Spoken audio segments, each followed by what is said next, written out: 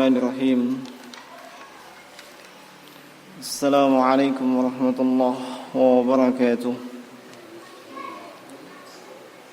إن الحمد لله نحمده تعالى ونستعينه ونستغفره ونعوذ بالله من شرور أنفسنا وسيئات أعمالنا. من يهده الله فلا مضل له ومن يضلله فلا هادي له. أشهد أن لا إله إلا الله وحده لا شريك له إياه نعبد وإياه نستعين. وأشهد أن محمدا عبده ورسوله المبعوث رحمة للعالمين. صلى الله عليه وعلى آله وأصحابه ومن اهتدى ومن تمسك بسنة وطريقته إلى يوم الدين وسلم تسليما كثيرا. ثم أما بعد. Ma'asyiral muslimin, hadirin sekalian rahimani wa rahimakumullah. Alhamdulillah, kita memuji Allah Subhanahu wa taala dengan pujian yang terbaik. Dialah Allah Subhanahu wa taala satu-satunya zat yang dipuji dengan keagungannya, dipuji dengan perbuatannya, dan dipuji dengan segala sesuatu yang Allah Subhanahu wa taala telah tentukan dan telah takdirkan. Seluruhnya adalah kebaikan di sisi Allah Subhanahu wa taala. Dan dia dipuji disebabkan pula oleh berbagai nikmat dan karunia yang tidak putus-putusnya dan tidak henti-hentinya dilimpahkan kepada kita semua sampai dengan detik ini, bahkan hingga menjelang diwafatkannya kita oleh Allah Subhanahu wa taala.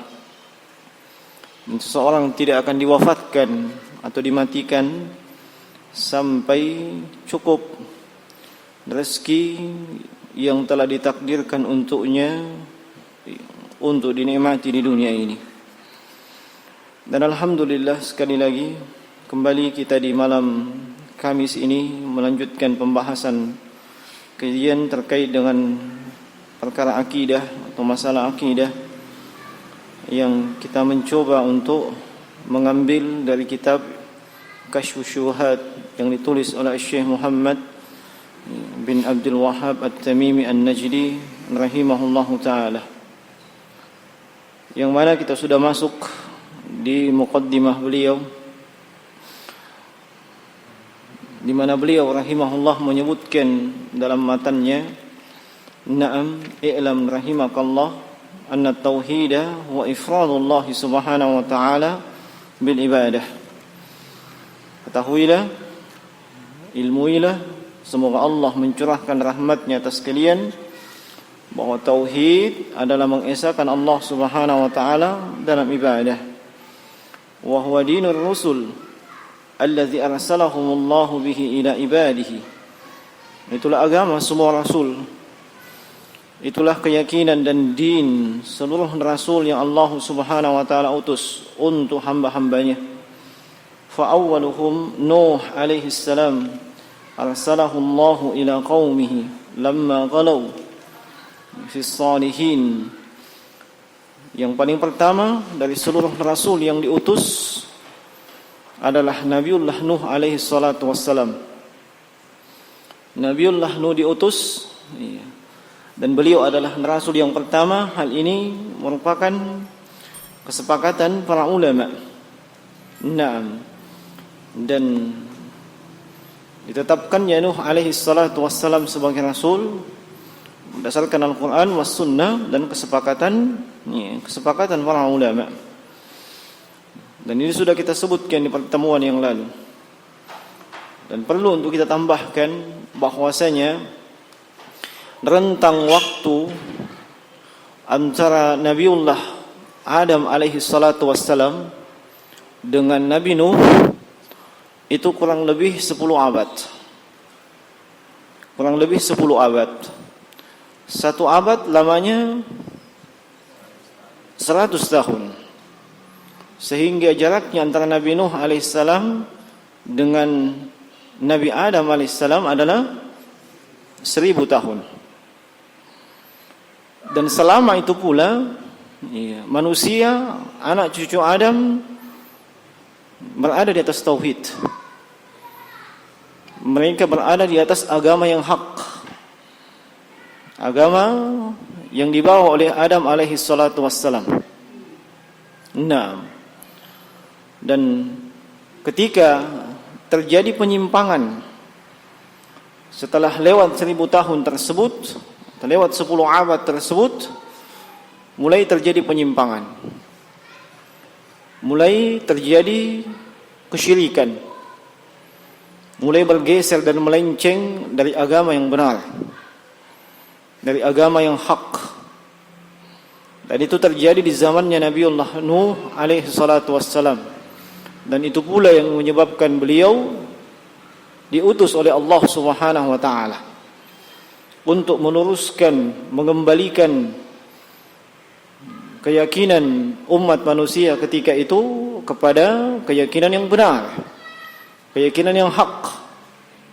Nah, Nuh diutus oleh Allah Subhanahu wa taala kepada kaumnya lamma ghalau, tatkala terjadi gulu.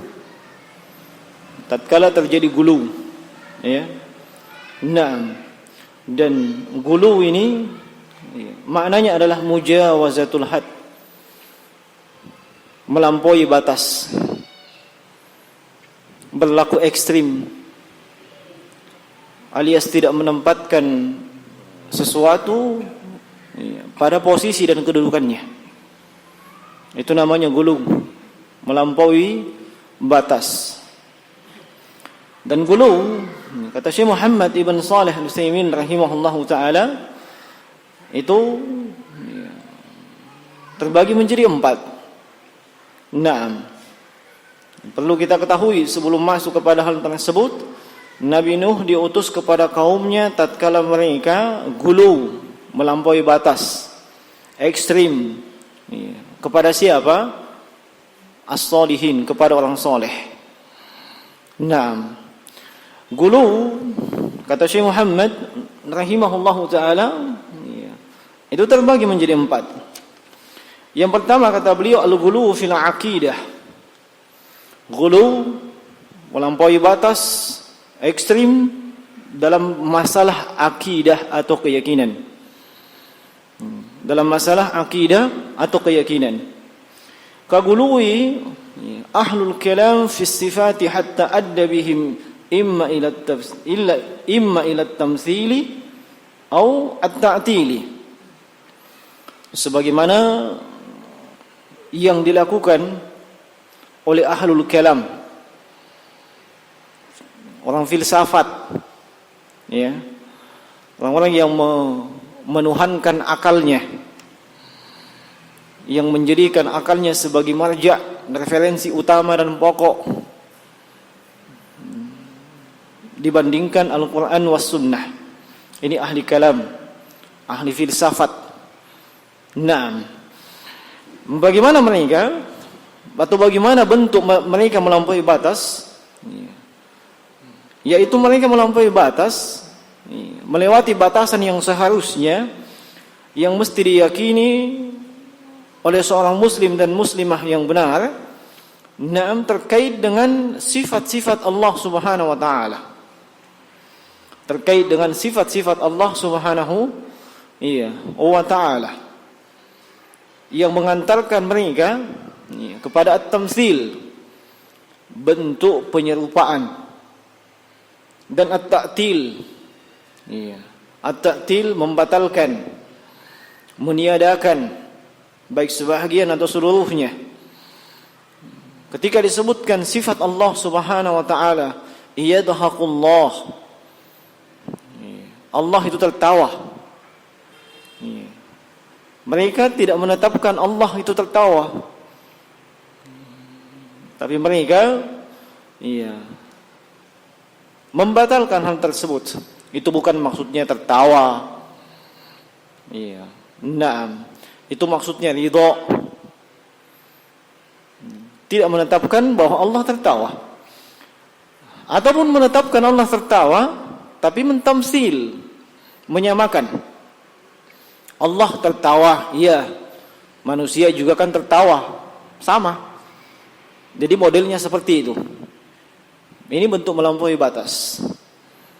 Nah, jika disebutkan Allah Subhanahu wa taala bal yadahu mabsutatan, Allah memiliki sifat memiliki tangan. Allah punya tangan. Iya. Mereka malah mentamsil atau mentaktil. Naam, mentamsil, menyamakan Allah punya tangan, manusia juga punya tangan. Kayaknya seperti itu modelnya, tidak jauh beda. Kalaupun beda tipis. Ini namanya mentamsil, menyamakan. Dan Allah sudah bantah dalam Al-Quran, laisa kamitslihi syai' wa huwas samiul basir. Tidak ada yang serupa, semisal dan sama dengan Allah Subhanahu wa taala. Kemudian Allah tetapkan bahwa dialah Allah Subhanahu wa taala yang Maha Sami', mendengar dan Maha melihat, Al-Basir. Ma'asyiral muslimin rahimani wa rahimakumullah. Atau mereka tidak menetapkan sifat tangan bagi Allah. Nah, ini semua termasuk melampaui batas. Yang benar sebagaimana mazhab Ahlus Sunnah wal Jamaah, kata beliau, yang tepat dan itulah golongan pertengahan adalah bi isbati ma asbatahu Allah li nafsihi aw asbatahu lahu rasuluhu sallallahu alaihi wasallam min al asma'i was sifati min ghairi tahrifin wala ta'tilin wa min ghairi takyifin wala tamtsil. Ini yang pertengahan, yang tidak melampaui batas. Bagaimana itu? Menetapkan bagi Allah, menetapkan bagi Allah Subhanahu wa taala apa-apa yang telah Allah tetapkan untuk dirinya. Kalau Allah menetapkan untuk dirinya tangan, ya kita tetapkan Allah punya tangan. Allah menetapkan dirinya tertawa, kita tetapkan Allah tertawa. Kenapa? Allah sebutkan dalam Al-Quran. Allah tetapkan untuk diri Allah tertawa, kemudian memiliki tangan, atau dalam hadis An-Nuzul, Allah turun ke langit dunia. Ditetapkan bagi Allah. Kenapa? Memang ada penetapannya. Aw asbatahu lahu Rasulullah sallallahu alaihi wasallam, atau apa yang Allah apa yang Rasulullah sallallahu alaihi wasallam tetapkan bagi Allah. Nah, berupa asma wa sifat, berupa nama-nama Allah Subhanahu wa taala dan sifat-sifat Allah Subhanahu wa taala. Ditetapkan apa adanya. Tidak usah tahrif, tidak usah dirubah-rubah maknanya. Tidak usah jawab ta'til, meniadakan maknanya. Jangan dia katakan bahwa nama Allah tidak punya makna, sifat Allah itu tidak punya arti dan makna. Jangan. Itu namanya mentaktil. Dan juga min ghairi takyif. Tidak usah minta penjabaran. Penjelasan detail. Naam, seperti yang banyak terfitnah di zaman ini mungkin, sebagaimana disebutkan oleh para ulama. Ketika disebutkan dalam hadis bahwasanya Allah turun ke langit dunia. Yanzilu Rabbuna tabaraka wa ta'ala hina yabqa sulusul lail al-akhir. Atau kama qala Nabi sallallahu alaihi wasallam. Allah turun ke langit dunia. Tidak usah ditanya-tanya bagaimana model turunnya. Apakah turun dengan kaki? Turun dengan apa? Tidak usah. Kenapa? Kenapa tidak perlu demikian? Sebab Nabi tidak pernah tanya kepada Allah, bagaimana Allah turun? Tidak pernah Nabi tanya. Nah, sahabat juga tidak pernah tanya kepada Nabi. Makanya di zaman Imam Malik rahimahullahu taala, Imam Malik ibn Anas, ketika ada yang bertanya tentang firman Allah Subhanahu wa taala, Ar-Rahmanu 'alal 'arsy istawa. Allah yang Maha Pengasih itu bertahta di atas arsy. Ya. Allah yang Maha Pengasih bertahta di atas arsy. Ada yang tanya, kaifal istiwa? Bagaimana modelnya itu bertahta Allah? Ya. Maka Imam Malik dengan marah beliau mengatakan al-istiwa'u ma'lumun. Yang namanya istiwa, siapapun yang tahu bahasa Arab tahu itu maknanya itu istiwa. Maklum. Iya. Wal kaifiyatu majhul. Bagaimana modelnya istiwa Allah? Majhul. Kita tidak ketahui. Kita tidak ketahui, kenapa tidak diketahui? Allah tidak sebutkan dalam Al-Qur'an. Nabi juga tidak sebutkan dalam hadis. Iya. Dari mana ditetapkan Allah bertahta modelnya demikian? Makanya beliau mengatakan wal kaifiyatu iya, majhul. Bagaimana modelnya Allah bertahta di atas arsy? Tidak ada yang tahu. Iya. Was-su'alu anhu bid'ah. Bertanya tentang hal itu, bagaimana modelnya? Bagaimana tata caranya? Itu adalah pertanyaan yang bid'ah. Tidak ada contoh. Rasulullah tidak pernah tanya kepada Allah. Ya. Tidak pernah tanya Rasulullah kepada Allah bagaimana kaifiyahnya Allah itu beristiwa. Tidak pernah. Nah, dan juga tidak mentamtsil ya, tidak boleh menyamakan. Allah punya tangan, manusia punya tangan. Tidak akan bisa sama. Tangan manusia saja antara satu dan yang lain tidak sama. Apalagi tangan Allah Subhanahu wa taala pencipta manusia. Nah, pencipta manusia, sehingga ditetapkan sesuai dengan apa yang Allah tetapkan, sesuai yang Nabi sallallahu alaihi wasallam tetapkan, tidak usah dirubah, tidak usah ditiadakan, tidak usah ditamsil, diserupakan, dan tidak usah minta penjabarannya. Sesuai dengan yang Allah tetapkan, demikian. Kapan melampaui itu? Itu namanya gulu. Itu namanya tindakan ekstrim, melampaui batas. Umat terdahulu yang dikenal dengan salafus saleh tidak pernah melakukan itu. Maka siapa yang melampaui mereka, itu namanya melampaui batasannya. Gulu. Ini yang pertama. Kemudian yang kedua, al-gulu fil ibadat.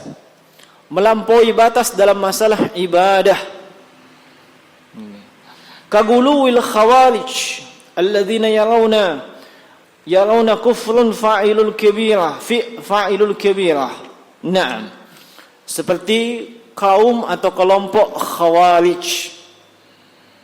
Kaum atau kelompok khawarij ini yang berpendapat bahwa pelaku dosa-dosa besar itu adalah kafir. Orang yang melakukan dosa-dosa besar langsung mereka kafirkan. Itu namanya orang khawarij. Iya, itu kelompok Islam sempalan. Iya, kelompok Islam perusak. Merusak Islam itu sendiri. Nah, ini melampaui batas namanya.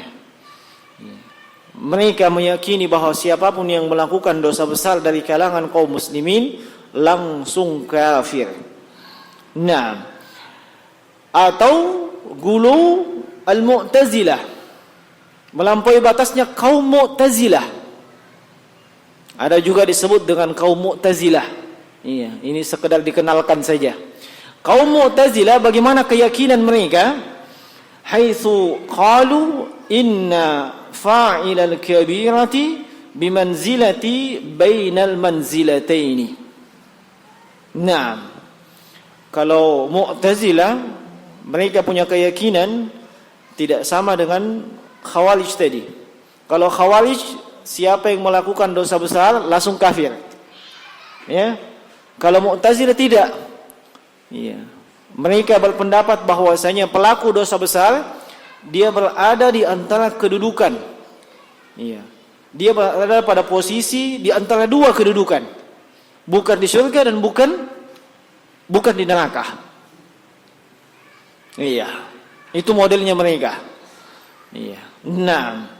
Wa hadza at-tashaddud qabiluhu at-tasahul. Iya. Al-murji'ah haitsu qalu iya, la yadurru ma'al imani dzanbun. Naam. Kalau Mu'tazilah tadi dengan Khawarij, ini melampaui batas. Iya. Naam. Adapun kelompok yang namanya Murji'ah, iya, Murji'ah ini juga kelompok sempalan. Naam, masuk dalam 72 golongan yang disebut mereka ini adalah calon penghuni neraka. Khawarij juga demikian, Mu'tazilah juga demikian. Iya. Adapun Murji'ah, mereka berpendapat dosa-dosa itu tidak ada pengaruhnya dengan keimanan. Ya. Mau Anda lakukan dosa apa saja, taksir nama tumbah. Ya. Tetap Anda dikatakan beriman. Ya. Apapun dosa yang Anda lakukan tidak ada masalah. Yang penting iman. Ya. Nah, ini namanya tasahul, menggampangkan. Dan semua itu, iya, mungkin di tengah-tengah kaum muslimin tidak mau atau tidak tahu bahwa itu adalah pemahaman Murji'ah. Ya. Toh mungkin di antara kaum muslimin tidak mau memasang papan nama di depan rumahnya. Di sini rumahnya Murji'ah, atau di sini rumahnya Khawarij, di sini rumahnya Mu'tazilah, di sini rumahnya Jahmiyah, Jabariyah dan seterusnya. Tidak pasang begitu. Tapi mereka kadang mewarisi pemahaman-pemahaman kelompok tersebut tanpa mereka sadari, dalam keadaan mereka mengaku sebagai ahlus sunnah wal jamaah, dalam keadaan mereka meyakini berada di atas jalur dan jalan yang tepat. Contoh yang konkret saya jemaah sekalian ya, terkait dengan Khawarij. Khawarij mengkafirkan dosa besar. Khawarij khuruj alal hukam. Mereka ini memberontak kepada pemerintah, menghalalkan darah pemerintah. Apakah mereka membangkang memberontak dengan cara mengangkat senjata ataupun dengan model silmiah, tidak mengangkat senjata tapi turun di jalan-jalan, alias melakukan demo dengan dalih kebebasan berpendapat dilindungi oleh undang-undang. Itu bentuk khuruj alal hukam. Itu pemahaman kelompok Khawarij. Dan itu diwarisi oleh sebagian kaum muslimin. Dan mereka mengaku dan mengklaim dirinya di atas ahlus sunnah wal jamaah. Subhanallah. Pemahaman kelompok sesat mereka jadikan sebagai sarana untuk berdakwah. Demo ini kan demo silmiah. Didukung oleh sejumlah ulama katanya. Diperiksa nama-nama ulama, ulama tidak jelas. Tidak ada ulama kibar, ulama yang mu'tabar, yang diakui, yang rabbani, yang memfatwakan seperti itu, tidak ada. Yang ada mereka yang dikatakan ulama, dipanggil sebagai ulama, ditokohkan sebagai ulama, walaysa bil ulama, tapi bukan ulama sebenarnya, hanya karena terkenalnya. Sebab kalau memang mereka ulama, tentu mereka belajar kepada ulama yang mu'tabar. Kalau mereka belajar kepada ulama yang mu'tabar, tidak akan keluar fatwa seperti itu. Nah, jangan tertipu jemaah sekalian dengan visi misi di atas ahlus sunnah salafus saleh. Kita tidak lihat apa yang mereka tulis, apa yang mereka sampaikan. Yang kita lihat aplikasinya bagaimana. Aplikasinya bagaimana. Nah, ahlus sunnah itu wasat, pertengahan. Mereka tidak berada di kelompok sesat tadi. Apalagi Khawarij, subhanallah, mereka sangat jauh dari hal tersebut. Prinsip ahlus sunnah wal jamaah tidak pernah ada dalam kamus ahlus sunnah wal jamaah demo atau memberontak kepada penguasa alias pemerintah. Tidak ada itu. Tidak akan pernah kita temukan dalam kamus mereka. Bagaimanapun dahsyatnya kekejaman penguasa dan pemerintah, tidak ada ceritanya demo, apalagi memberontak, tidak ada itu. Tidak ada. Tugas mereka hanya menyampaikan pemerintah keliru, langsung kepada pemerintahnya, bukan di jalan, bukan di mimbar. Sampaikan ini keliru. Kalau pemerintah menerima, alhamdulillah. Kalau tidak menerima, sabar. Kenapa mesti sabar? Nabi perintahkan sabar. Fa in qubila minhu fadzaka wa illa, kata Nabi, kalau nasihatmu diterima, ya alhamdulillah, itu yang kita inginkan. Kalau tidak, kalau tidak kamu sudah menunaikan kewajibanmu menyampaikan kepada pemerintah. Artinya sabar. Bahkan meskipun zalim itu pemerintah. Nabi SAW bersabda, "Alaikum bis-sam'i wat-tha'ah wa in akhadha malak wa daraba dhahrak." Hendaknya kalian sabar, tetap mendengar dan taat kepada pemerintah. Meskipun hartamu diambil, meskipun punggungmu dipukul, tetap kalian suruh sabar. Bukan disuruh demo dengan mengatasnamakan demo Islami. Demo 212 kayak Wiro Sableng. Naam. Subhanallah. Itu pemahaman Khawarij. Kalau mereka katakan bahwasanya itu kan dibolehkan oleh pemerintah. Loh, kemana Al-Quran dan Sunnah? Pemerintah bolehkan demo, itu bukan dalil kita boleh ikut demo. Salah besar itu ketika itu. Naam. Jangan ikut-ikutan dengan mereka yang membolehkan hal tersebut dengan alasan dibolehkan oleh pemerintah. Jadi dalilnya dibolehkan oleh pemerintah. Mana Al-Quran dan Sunnah? Mana Al-Quran dan Sunnah? Itu bukan Ahlus Sunnah namanya. Nah, itu tindakan melampaui batas, jemaah sekalian. Nah, tindakan melampaui batas. Saya mungkin pernah ceritakan kisahnya Imam Ahmad ya. Imam Ahmad, beliau dipenjara oleh pemerintah, dipenjara, ulama dipenjara. Apakah beliau dalam penjara SMS? Ya, silahkan demo kalian. Hajar itu anu. Tidak ada ceritanya Imam Ahmad. Tidak ada ceritanya demikian. Beliau dipenjara sekian lama oleh pemerintah yang sah, khalifah yang sah. Begitu khalifah itu meninggal, mangkat, seluruh murid Imam Ahmad dari berbagai penjuru datang dan menyampaikan, itu khalifah sudah wafat. Khalifah yang sekarang itu pemerintahannya lemah. Jumlah kita ini luar biasa. Kita bisa gulingkan pemerintah. Bayangkan. Tawaran murid Imam Ahmad yang jumlahnya ribuan kepada Imam Ahmad di penjara. Kami bisa bebaskan Anda. Apakah Imam Ahmad mengatakan, iya, jangan lama-lama. Ayo, kita kumpulkan, kasih kode 313. Tidak. Imam Ahmad tidak. Beliau tidak mau dibebaskan oleh mereka. Sampai pemerintah sendiri melepaskan beliau.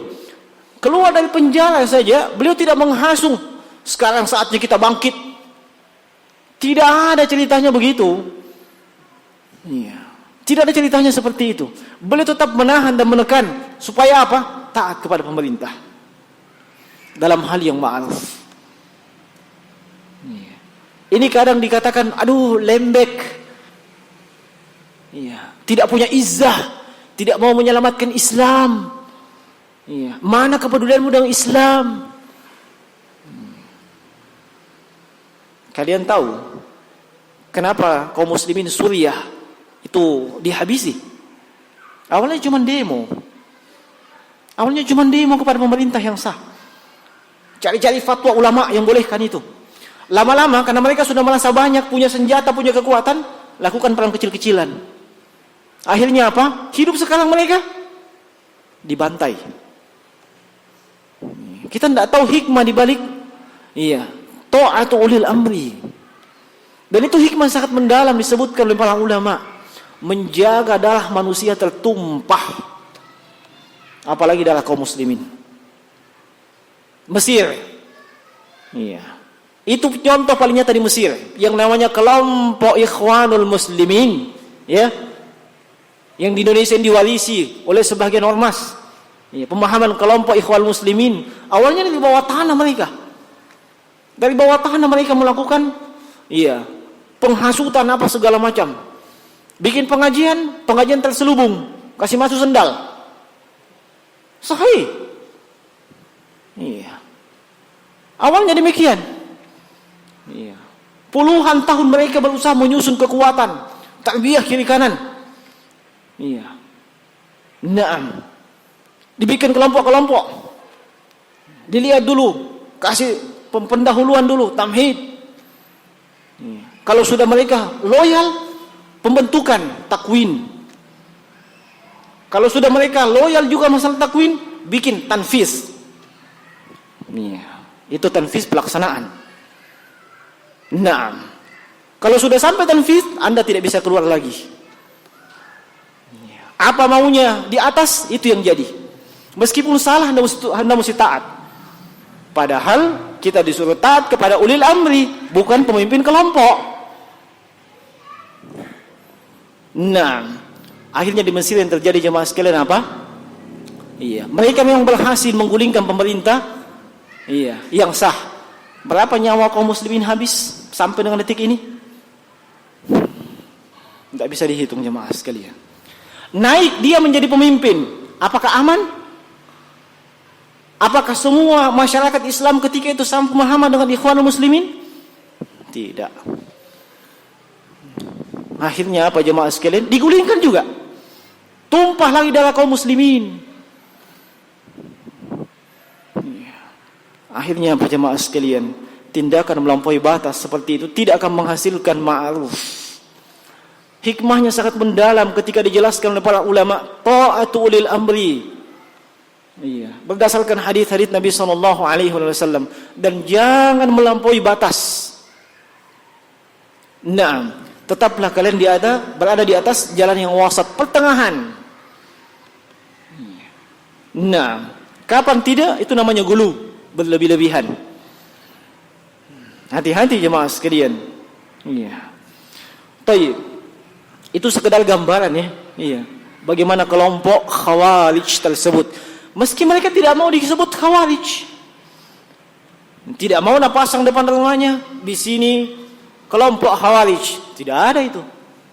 Tapi pemahaman, pola pikir, penerapan di lapangan, penerapan di medan dakwah sama.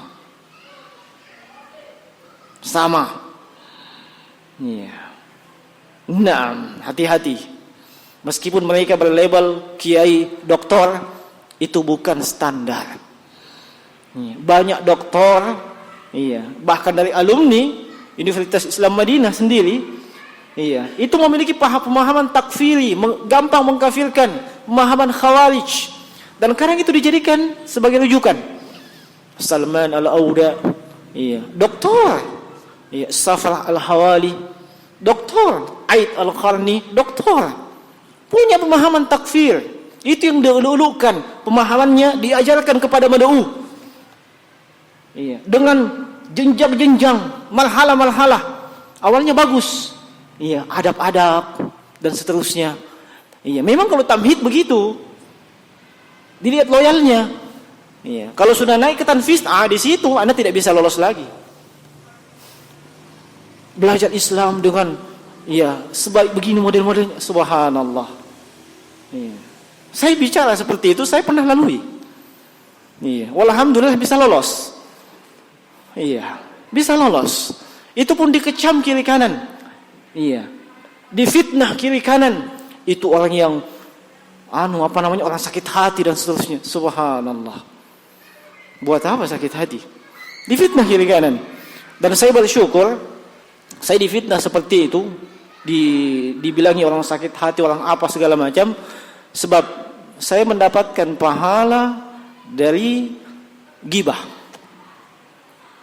Itu kan cerita di belakang saya. Iya, dia kirim pahala kepada saya. Iya, mungkin dia sholat malam, dia tahajud, dia sholat duha, sholat 5 waktu, saya dapat pahalanya dia tanpa saya berbuat. Makanya tidak ada istilah insyaallah dalam kamus kita mau dendam. Dia mau bilangi kita itu kelompok sakit hati, itu kelompok begini, tafadhal. Saya buat punya kelebihan uang, saya kasih sekian kepada dia. Kenapa? Dia sudah kirim pahala ke saya. Saya balas dong. Iya. Nah. Iya. Itu pengalaman pribadi sehingga saya sebutkan demikian. Iya. Dan teman-teman subhanallah yang berhasil lolos belum sampai mereka pada tanfis itu subhanallah. Iya, semuanya tahu. Semuanya tahu dengan baik dan benar.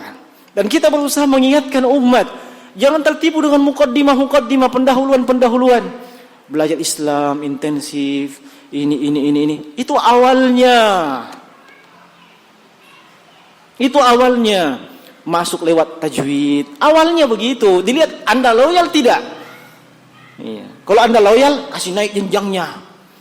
Iya. Kadang dikasih jabatan, ya, langsung dipanggil ustad. Iya. Saya heran juga, kadang baca Al-Qur'an tidak beres, tidak tahu bahasa Arab, tidak hafal hadits, langsung dipanggil ustad. Kenapa? Sudah bisa membentuk dia. Membentuk orang-orang yang bisa direkrut. Model-model ikhwanul muslimin. Nah. Yes. Baik.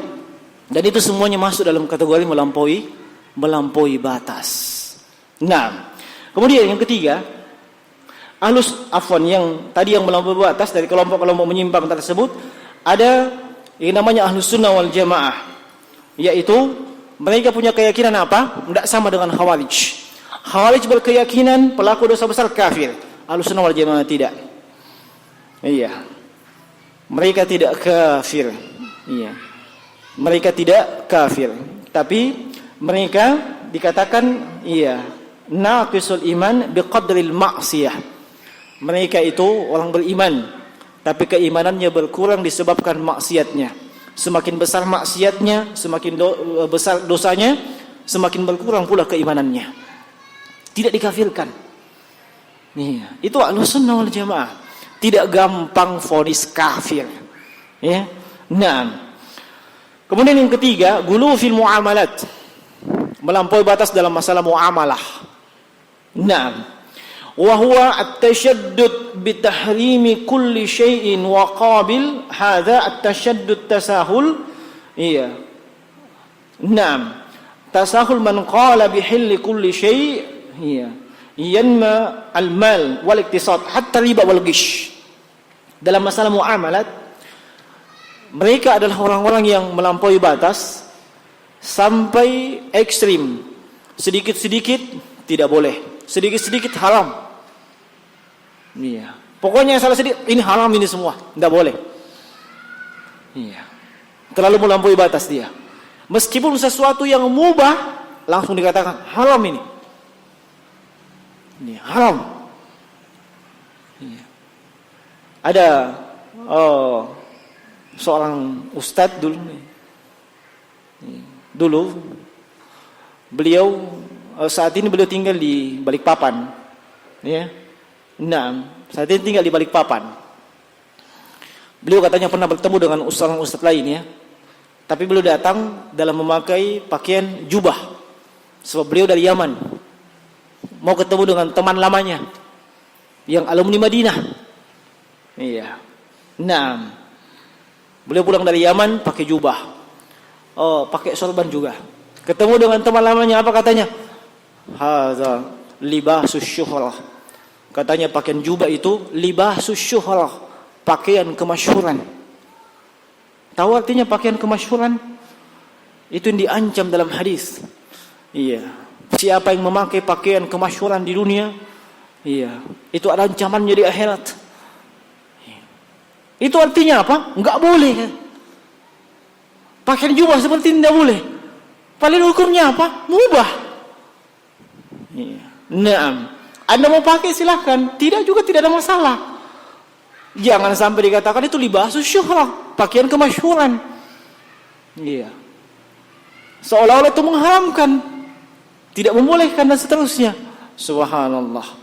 Kami memang yang seperti itu, model-modelnya orang yang seperti itu, mereka lebih nyaman sholat dalam keadaan bongkahan pantatnya itu kelihatan dari belakang. Biasanya begitu model-modelnya mereka. Iya. Wah, mencelah orang yang pakai jubah. Itu apa itu? Biasanya dia panggil syekh. Subhanallah. Padahal itu dalam rangka menjaga aurat kita tatkala sholat. Iya, daripada pakai pentalon, pentalon celana umum yang biasa itu, memang tidak ketat, agak longgar. Tapi ketika rukuk, kelihatan itu dari belakang anunya. Orang yang di belakang langsung menghayal, luar biasa pantatnya depanku. Padahal wanita saja tidak boleh disuruh berpakaian ketat. Kita juga tidak boleh berpakaian ketat. Ini berpakaian dengan model seperti itu di mana? Pada saat ibadah. Pada saat dia bermunajat kepada Allah Subhanahu wa taala. Yang salah satu syarat salat apa? Tertutup aurat, tidak boleh menampakkan. Ini model-modelnya kelihatan. Itu ketika ruku, belum lagi ketika sujud. Oh, ya Allah. Itu yang tak gantung. Subhanallah. Iya. Pede di saf depan lagi. Yang di belakang kasih, besar juga ya. Subhanallah. Makanya kita menyarankan kepada ikhwah. Kenapa? Ahlus sunnah itu adalah orang yang paling berhati-hati. Semua potensi yang membuat jatuh wibawa dia, apakah berpakaian yang mulai seperti itu, mereka usahakan menjauhkan diri. Bukan melarang tidak boleh pakai pantalon, bukan. Silahkan, tapi jaga diri, utamanya ketika ibadah. Lapisi dengan sarung. Kita memilih lebih senang pakai jubah, simple, praktis, tidak usah pakai sarung lagi. Tidak akan ada orang menghayal di belakang kita. Bagaimana mau terawang? Iya kan? Aman perempatan. Orang yang berhati-hati itu Ahlussunnah wal Jamaah. Memang boleh, tidak ada masalah pakai pantalon, tapi jangan sampai aurat kita nampak terbentuk ketika melakukan ibadah. Yang jadi masalah betul itu kalau dia jadi imam. Waduh. Etika imam dan makmum. Makmum boleh melakukan gerakan kalau imam sudah betul-betul selesai gerakan itu. Makmum boleh sujud ketika imam sudah betul-betul sujud dengan benar, baru kita sujud. Jadi kalau pas begitu modelnya kelihatan, nikmati makmum di belakang. Wah, luar biasa imamku. Subhanallah. Inna lillahi wa inna ilaihi rajiun.